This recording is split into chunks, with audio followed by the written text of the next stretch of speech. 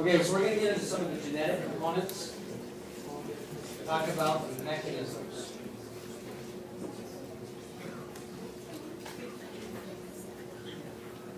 So this is an example of a carcinoma of breast tissue. And it's this sort of white core. You see this white core? There's a little dark black area in the middle. It's kind of the necrotic portion of the lesion. And this would be considered an invasive ductal carcinoma of the breast. And upon palpation, after it was cut out, it would be stony hard. It would feel very, very rigid. And that's why on physical exam, a lot of times early screening is very successful at palpating these lesions because they feel very different than native surrounding breast tissue. So if we look at what's going on with respect to cancer, this is a summary slide. It's a little busy, so we're going to walk through it kind of slowly. But when we talk about the mutations and what causes cancer, now that we know what the terminology of cancer is, you know it's kind of named after where it's found, has certain features and characteristics like abnormal shape and size, big nuclei, small nuclei, non-organized, poorly defined borders. How do we get there? Well, you typically have to have a mutation, or you have to have a mutation. You typically have to have multiple mutations, at least 2, if not more.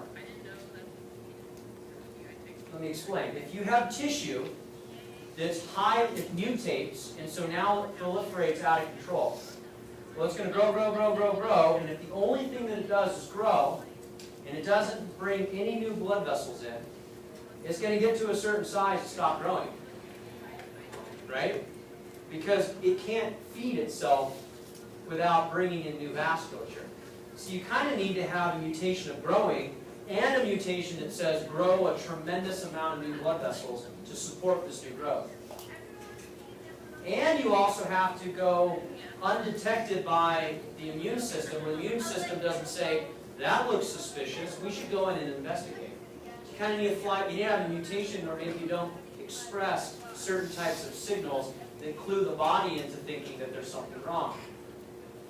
And then you're more successful if it's a cancer of moving outside of that boundary. So you need a mutation that allows you to be metastatic.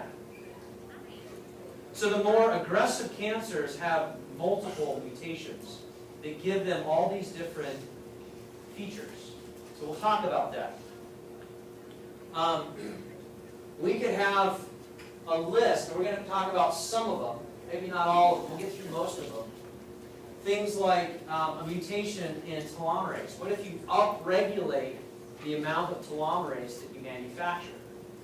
Well, now the telomere gets aggressively long, and now you have this immortal capability of replicating without any concern of running out of telomere length. You could have angiogenesis. I already talked about that, where you mutate angiogenesis and you create new blood vessels to supply the growing tissue. You avoid the immune system cluing into something's problematic, and then this metastatic thing. These ones up here, clonal proliferation we'll talk about at the end. Clonal proliferation is you continue to mutate as you grow, taking on new features that you didn't have before. And then oncogenes and tumor suppressor genes. Oncogenes are a gene that is normally expressed, but then it's mutated and helps to create a normal cell to become a tumor cell. And then tumor suppressor gene, you can have a mutation in that. Tumor suppressor genes, the example I'll give you right now is P53. Tumor suppressor genes are genes that normally occur, and they function to try to suppress any problems. They were joking about my spring break and how P53 was going crazy because I was out in the sun for 9 days. And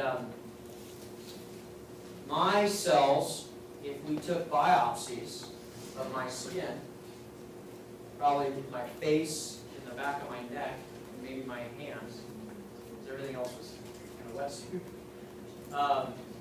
you would probably see an upregulation of tumor P53. These are suppressor genes that come on to keep down a mutation or suppress a mutation. Well, if you mutate it, then you run out of the ability to catch it, detect it. So we'll talk about a lot of these. Now, if you look at this wheel, like, what is going on here? Like, I don't know. This is showing you, here's cancer in the middle. Along this wheel, like this one, this is a mutation, this symbol is a mutation that says we're going to suppress any outside influences of growth regulation. And so this is turning on gene expression. That's what that symbol universally means, right? If you move around the clock to like 2 o'clock, you can see now we're going to mutate. This is a mutation that would be, it's not sensitive to signals that say slow down growing.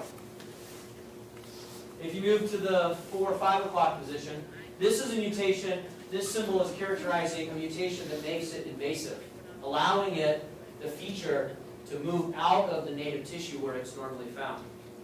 Down at the 6 o'clock, this symbol of infinity means that there's a mutation, like in telomerase, that allows it to replicate unlimitedly. Here's a symbol over here. It looks like a blood vessel. This is a mutation that allows it to sustain angiogenesis as it grows. So do you understand the concept here? This tumor in the middle only survives because it has all of these different mutations, and that would be a very aggressive tumor if it had all of them. A very aggressive cancer. To finish it out in the 11 o'clock position, 10, 11 o'clock position, this is this cross kind of symbolizing avoidance of death. Okay, not allowing it to succumb to signals of apoptosis. Because if you remember back, the body likes to use apoptosis to find abnormally occurring cells and get rid of them. And so if this cancer cell has a mutation in apoptosis, it avoids that. And it can exist outside of this realm or outside of this protection that the body has of apoptosis. So if we look at many, if not all of these on the list, first up, let's talk about oncogenes. So what are they? They're a normal gene, but in this case, it's mutated. And it's expressed in a high level. And so now this normal gene that's mutated becomes this oncogene, and it's a tumor cell. So these oncogenes, in their early phases, are referred to as proto-oncogenes. And so they have this growth promotion capability, and the mutation serves a self-serving role of this autocrine signal, telling that tissue to continue to grow. And how would this happen? What would this look like? Well, you would have a normal chromosome, and you can see here's a proto-oncogene, and this is a normal gene that is susceptible to mutation before it becomes mutated. You can see here is the promoter region. It's that little symbol that we saw at the very top. And we can do some things to it, mutation-wise, to make it cancerous. And there's 3 basic things that we can do, A, B, or C. We can have a point mutation. If you have a point mutation anywhere along this gene, that point mutation is a single base substitute. So let's say, for example, that sun exposure causes one nucleotide to be out of sequence. So it codes for an A versus a T. That would be a point mutation. That would cause the replacement of a single base nucleotide. And the term point mutation also includes inserting extra ones or deleting. Option 2, the way this could happen, would be gene amplification. This is also known as gene duplication. It's a cellular process where you get multiple copies made of the gene because of this mutation in the amplification of the promoter. The last one would be chromosomal translocation that leads to overexpression. So in this situation, it's a little bit interesting where you've got a rearrangement of the DNA. The mutation is aggressive enough where you have a rearrangement in the DNA. You get some chimeras forming where you take one part of one gene and you fuse it with another part of another gene. And that translocated joint between two otherwise separated genes is actually coding for something completely new, something mutated. Now the tissue is making new tissue that looks nothing like the original tissue. Okay? So that's oncogenes. Now, tumor suppressor genes. I'm going to talk about two. There's a whole list of tumor suppressor genes. The tumor suppressor gene functions in an anti-oncogenic fashion. So it's a gene that protects the cell from one step on the path to cancer. And if it's mutated, if that tumor suppressor gene is mutated, then the cell can progress to cancer quite quickly. The first one up that I'm going to describe is P53. This is the one I was joking about. Well, we did a study in the lab a few years back looking at P53 expression in the left arm of long-term residents of Southern California. Why? And we compared it to biopsy tissue of the right arm of those same exact patients in Southern California. And we were looking for expression of P53 at the level of the gene. Okay, we were using RT-PCR. Okay. Why do you think that was the study design? Okay, right here. Yeah, because when you drive, this is how you drive, right? You soak out. Okay? You used to drive like this, but now they made that illegal, so, right? Now you gotta have your Bluetooth. But we saw in these patients, the parameters were such where they had to be living in that area for more than 10 years. And P53 levels in the left arm were far higher than the right arm of all these patients. Across men, women, wide different ethnic groups, didn't matter. What was P53 doing? Well, P53 is called tumor protein 53. It's a lot of times referred to as TP53. And it's the central monitor of stress in the cell. So it's been described as the guardian of the genome. When the cell is experiencing stress, then P53 is upregulated. And what it does is it helps to pause cell replication. It reinforces the gap 1 phase to allow the cell to check the integrity of the DNA to see if there's any mutations before it allows it to replicate. So guardian of the genome, central monitor of stress in the cell. Things that make it go up in expression are hypoxia, okay? Carcinogens, mutagens, radiation, like ultraviolet light. So let's take a peek at how this normally works. So the idea of P53 is if you had a mutation of P53, it wouldn't do what it's supposed to do, and then the cancer mutation would be replicated. But if your P53 is working fine, then you're protected against these mutations. So let's look at this normal cell. Do you notice how happy this normal cell is? You see the eyebrows. And so this normal cell gets DNA damage, okay? It's out enjoying the surf for 9 days. And then radiation, ultraviolet light, in this case hypoxia is what it's saying. You can see that any of these would actually cause this. P53 is activated, it binds the DNA. It goes up. This is what's supposed to happen. Now as it binds the DNA, it has its effects on these targets like P21 and GAD45. And these are on the DNA themselves.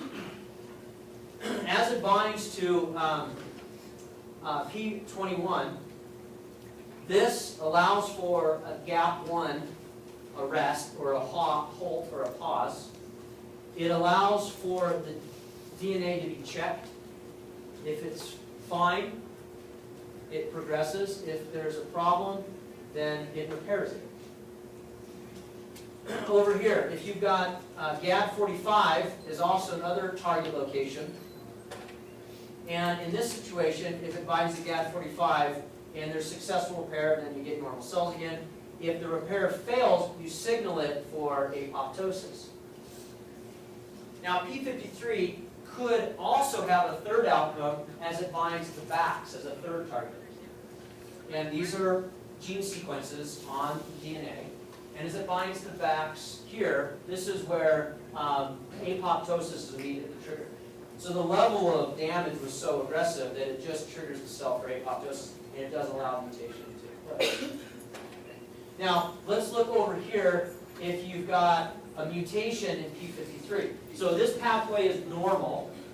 The pathway on the right side of the slide would be if P53 is where the mutation was. So you have DNA damage. You do not upregulate P53. So you don't get any binding to VAX, GAD45, or P21. You don't have any of that taking place. You get no arrest of the cell cycle. You get the mutation expanding, and look at how gnarly and sad phase these malignant tumor cells look. Okay? So that's the tumor suppressor gene number 1 that I want you to look at. Now, the second one, we're only going to talk about 2 mechanistically. The second one is actually the first one that was ever described. The second one's called retinoblastoma, RB. It has a similar type of action. It's a totally different gene. It's a totally different tumor suppressor gene. In fact, it's in a family of tumor suppressor genes. So for example, here's a list. You're not going to be tested on it. I just want to read it to you though. Some other examples of tumor suppressor genes, and there's many more. VLA, APC, CD95, ST5, YPEL3, ST7, ST14. Okay, it's alphabet soup. And there's many more, and every field kind of has its little, pet specialty with respect to tumor suppressor genes. But they all serve a similar function, and that's to prevent the mutation from being replicated. So in retinoblastoma, RB, as a tumor suppressor gene, it has a similar type of activity. It works differently. It has a different gene as P53. So it's the second one that I want you to know in detail. So let's talk about it. You can see it exists in 2 states. It exists in a hyperphosphorylated state, where you can see on the retinoblastoma this phosphorylated 6 phosphate groups. Over here, it's like this clothes hanger piece. Over here, it's sitting over top of this purple arrow, which is E2F. And in the hypo, or the underphosphorylated state, it actually wraps around E2F. Well, the way that it works is, when it's in its hyperphosphorylated state, it lifts off of E2F, and E2F is allowed to sit down on its E2F binding site. Okay? And this allows for transcription to take place. So if everything's cool, and everything's fine with respect to the genome, then it hyperphosphorylates and allows transcription. However, when it's underphosphorylated, it binds up E2F. E2F can't sit down independently on this site, and it has all these extra baggage with it, these histone deacylase and methyltransferase that block its activity and prevent transcription from happening. Because the idea, why you would want this, is you want to arrest the cell in GAP1 just like you did with P53, so that you can check the integrity of the DNA. So the way this would look is, with retinoblastoma in a cell, after damage has taken place, you would underphosphorylate. You would allow GAP1 to check the integrity of the DNA. If everything looks good, you phosphorylate it with four more phosphate groups, you block its activity, and you allow E2F to facilitate transcription. Okay? So all of the other ones, APC, VHL, the ST5, 7, and 14, all of these have unique different pathways, but many of them have similar types of endgame results. They're allowing for an arrest in replication so you can check the integrity of the DNA, see if there's a mutation. All right. So we could have a mutation in oncogene. We could have a mutation in a tumor suppressor gene. We could have a mutation that facilitates metastasis, right? So back to our little diagram, that's this little invasive signal of these little appendages coming out. So let's take a peek at what's happening here. Well, if you have a tumor and it's growing and it wants to be invasive, you need it to be able to release extra matrix metalloproteases. These are enzymes that chew up the extracellular matrix so that it can move out of the border. It can move across the basement membrane. So you're going to make extra collagenases. You're going to make elastase, which is an enzyme that breaks down elastin. Collagenase breaks down collagen. You're going to release other proteases that chew up ECM, the extracellular matrix, so that you can actually move out of your primary location, get into a network like the vasculature, move to a distal location, and then in order to extravagate out, you're going to have to chew up this basement membrane as well. So you have to be really capable of releasing these proteases, and a lot of them, to be able to move throughout the body wherever you want to go. Now, there's three main routes that you're going to travel, either the bloodstream, the lymphatics, or through body cavities. And in all three of those situations, you need to be able to punch through a basement membrane to get out and be aggressive. Okay? So there's a homework assignment that I want you to be able to practice, and you could even use this as a topic in SI. So pretend you're the SI and you're leading the review session. I want you in your own words to describe the development, how it would take place, maybe mechanistically what could happen, of a malignant neoplasm. Use terms like normal tissue, dysplastic tissue, in situ, and invasive. You could add more words there like metastasize, okay? Proteases, mutations in tumor suppressor genes. See if you can tell the story to somebody else using all these new terms that we've talked about today. So you're saying that protease is the collagenase which allows for the invasion? Correct. For the spread? That's correct. Yeah. The question was, is it the enzymes that allow for the spreading to take place? That's exactly correct. Why does a breast nodule just stay in the breast tissue and not become problematic? Because it hasn't had the mutation to make all these proteases, to break out of that capsule and move somewhere else. Fortunately, okay? Are you going to talk about why the immune system doesn't become activated or do anything with these? Yeah, we're not going to get to that today. The question is about the immune system and why does the immune system not find cancer cells? Many times it does. So, for example, just in one example we talked about with P53. So P53 is one process by which you would find a mutation and you trigger the cell for apoptosis with BAX. Remember the BAX target? So if the BAX target is lit up, then that's P53 saying to the immune system, we're going to shut this thing down before it becomes a problem. There are lots of other examples of that because you and I experience all sorts of carcinogens all day long.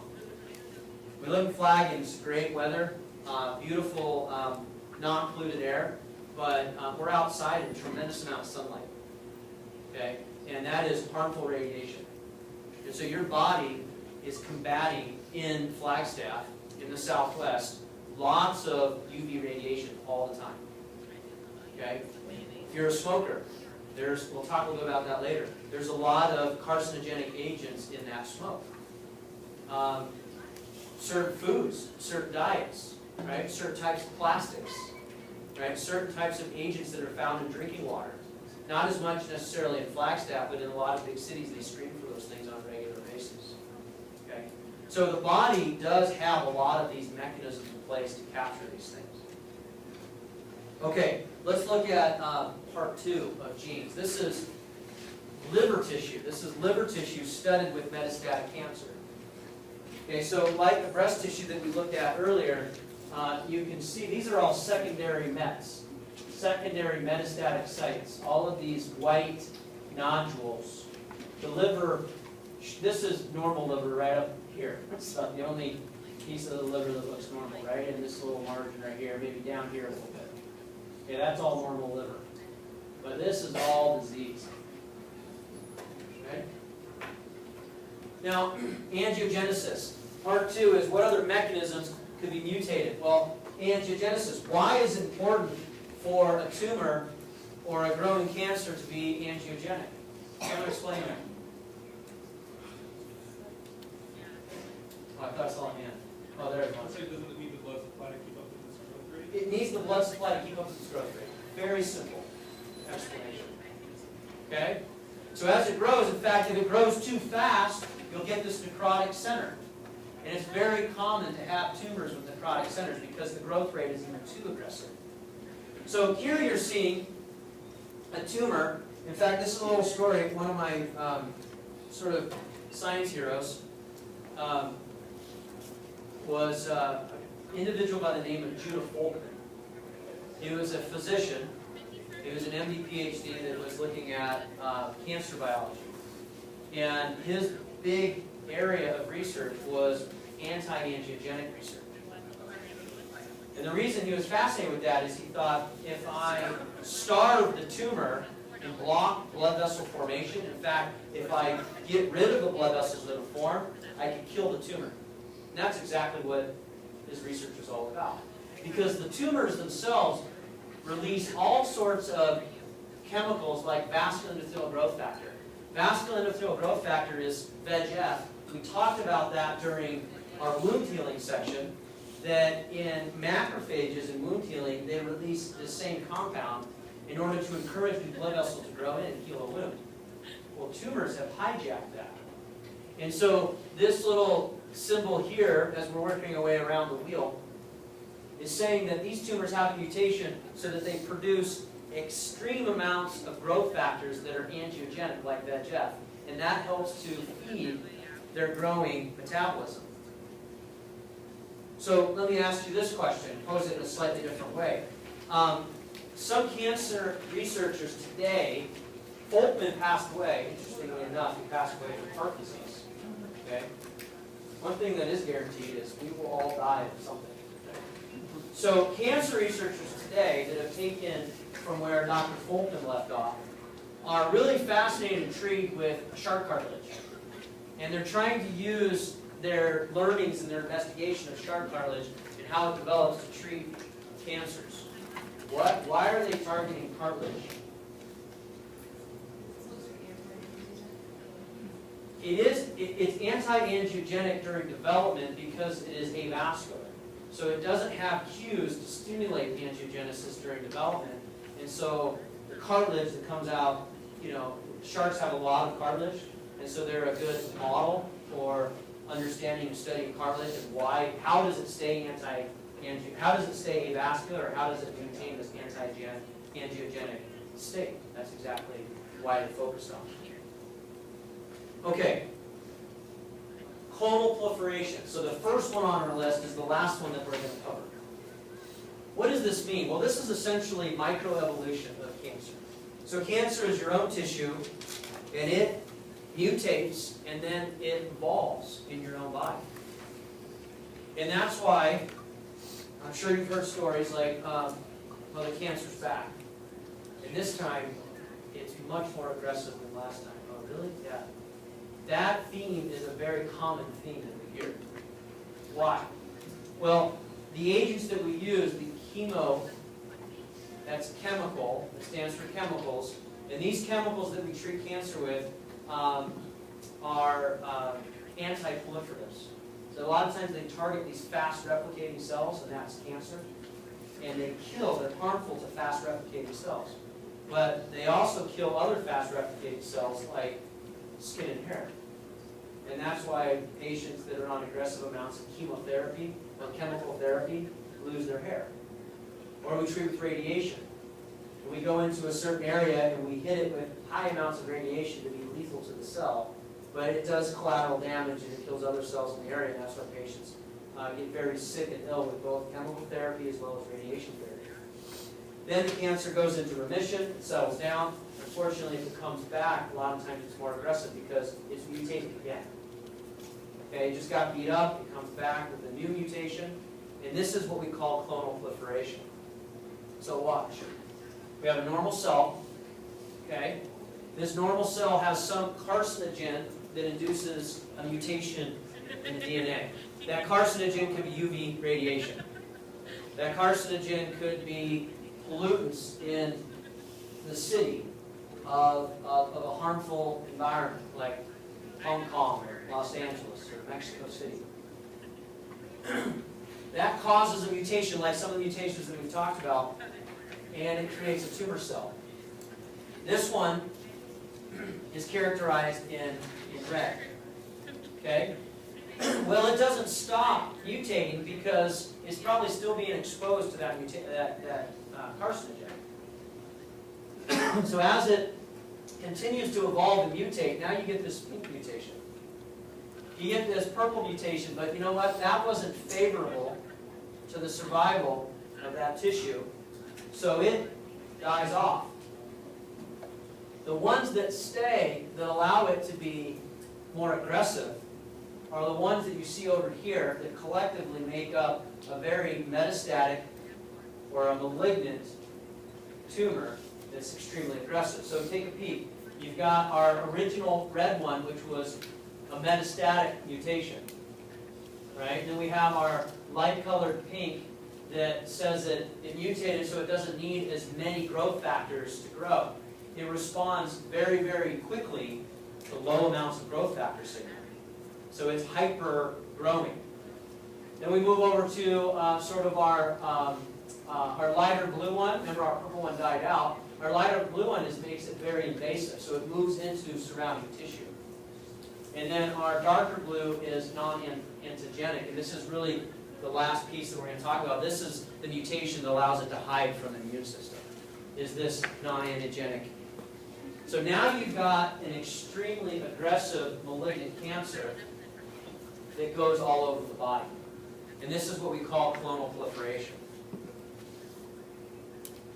So in summary, and we still, the lecture's not over, but we have some clinical data that we're going to talk about in the remaining time. But in summary for this portion, this is a really good flow chart that gives you a walkthrough. As you're trying to do that homework, I would use this as a cheat sheet. So for example, here's a normal cell. Normal cells see DNA damage all day long, every day. Okay, use UV light as your example. Spring break, many of you probably had lots of DNA damage with lots of sunlight. Okay? But the good news is, as we're young and healthy, our P53 and our other tumor suppressor genes in our body can regulate that, and they can control for G1 enforcement and allow it to repair. Well, if that ever fails, you can see here's a list of things that take it from this box to this box. Chemicals, radiation, we'll talk about viruses here in a second. If it fails to repair, then you get mutations in the genome, right? And then you can follow it down on unregulated cell proliferation versus apoptosis, how it expands, and whether it invades. So see, as you study, use this flow chart to kind of walk you through the different classifications or categories that we've talked about today. All right, so let's answer a couple questions as we kind of finish out today. Matrix metalloproteases are secreted by tumor cells. They're important for which features of malignant tumors? A, angiogenesis, B, anaplasia, C, invasiveness, B, apoptosis, or D, apoptosis, or E, differentiation. C, invasiveness. Why? They help to break through that basement membrane, remember? In the last piece, I want to talk about cancers and incident rates. So this is slightly old data, but the numbers have stayed about the same. I'm going to highlight a couple of key areas.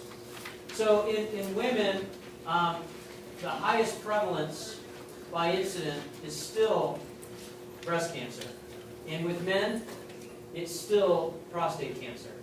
Now, of course, you can see the next largest group in both are all others. But you can see the relative distribution. So breast cancer and prostate cancer awareness are kind of our two biggest ones within males and females as we try to reach society with education about what's going on. We keep talking about these carcinogens. So I want to characterize a little bit about what are these carcinogens, right? Well, when a mutation, a carcinogen is anything that can cause a mutation in the DNA. Now, a mutagen is different than a carcinogen because a mutagen is something that causes a mutation at the level of the germline. And if it's at the level of the germline, then now that mutation becomes a heritable characteristic. So a mutagen is different than a carcinogen. You with me? Some mutagens can be carcinogenic as well, but the mutagens are ones that are very dangerous at the level of the reproductive tissue. Okay, so if you're working in a lab, you want to know, are you working with a mutagen at your age, or are you working with a carcinogen, or is it both?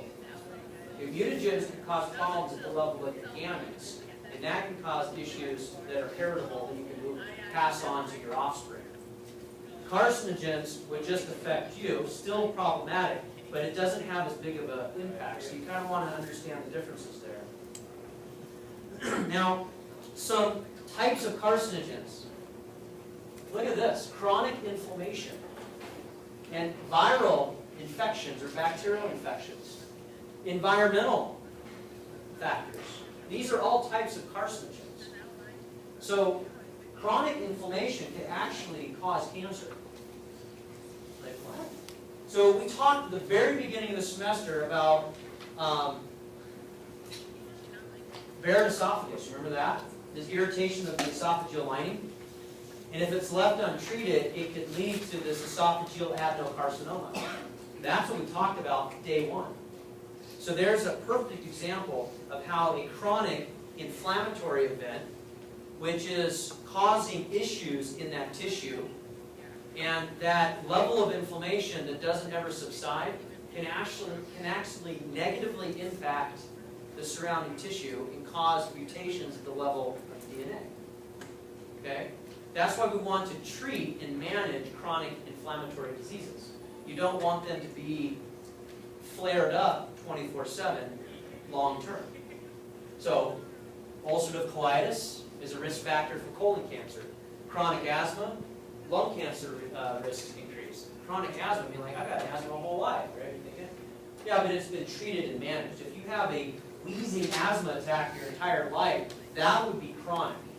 Okay, if it's managed medically, you have an inhaler, you take medication, that's actually under control.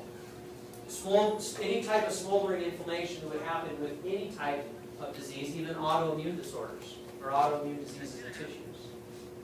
These inflammatory cells, as we remember, they secrete all sorts of cytokines, growth factors, they make reactive oxygen species. Remember those ROSs, if the macrophage lyses, those ROSs are in the tissue and can cause more damage at the level of the DNA. COX-2 is an enzyme responsible for pain and inflammation. And so we have these COX-2 inhibitors that block that. But COX-2, when it's upregulated, increases the risk of colon cancer, for example. How about infections? Well, viruses. Viruses can directly integrate into the host genome.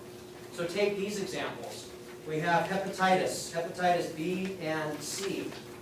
They can incorporate to the genome, cause mutations at the level of the liver and cause liver cancer. Human papillomavirus, HPV, can cause cervical cancer. HIV patients have two main types of cancerous issues associated with them long term in the end stage of their AIDS. Kaposi sarcoma is a systemic disease that presents with a lot of these skin lesions, these cutaneous lesions in our HIV patients. And in the 1980s, it became known as the AIDS-defining illness. So that was kind of the sign that someone had AIDS, if they had these Kaposi sarcomas on their skin. Non-Hodgkin lymphoma is cancer of the lymph tissue. And both of those are very closely associated with AIDS patients. Bacteria as well. H. pylori. H. pylori is a bacteria that targets the gut and can cause a lot of ulcerations and inflammation. And if that is left untreated long term, that can lead to stomach cancer or duodenal cancer. Okay, as we wrap up, we have environmental. So the environmental ones are interesting for us to think about. Okay, like UV radiation, we talked about that at length. We have lots of different ionizing radiations that we come in contact with. The image that's shown here is a macrophage trying to engulf asbestos fibers. Okay? If you're up late at night and you can't sleep, you can get to some of these infomercial channels and see what you can do if you've been exposed to asbestos, because there's like 12 different legal law firms that are running these class action lawsuits on mesothelioma, right? But asbestos has definitely been documented to lead to lung cancer. Air pollution, question about electromagnetic fields, that's actually fading, so we do know that high electromagnetic fields in areas in certain cities can attract high densities of air pollution that can be carcinogenic. I put this question, there's some preliminary research about cell phone usage, right, and having these types of energy sources so close to our bodies for such chronic amounts of time. And then tobacco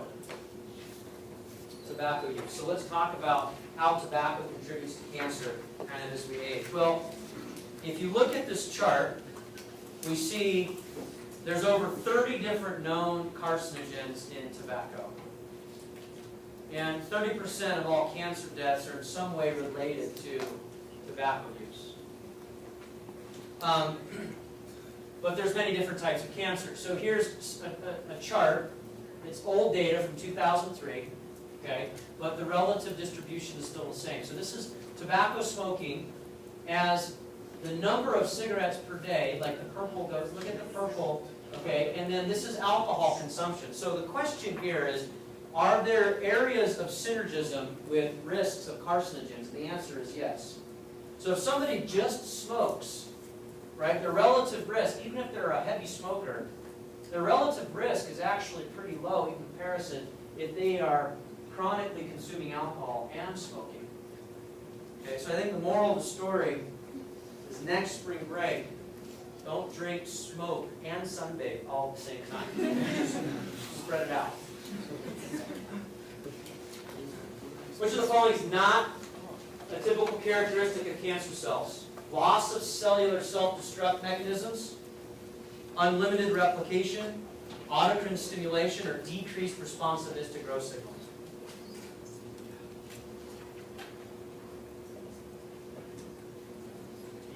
D, thank you. They are more responsive to growth signals. They're not less responsive. So D is the correct answer.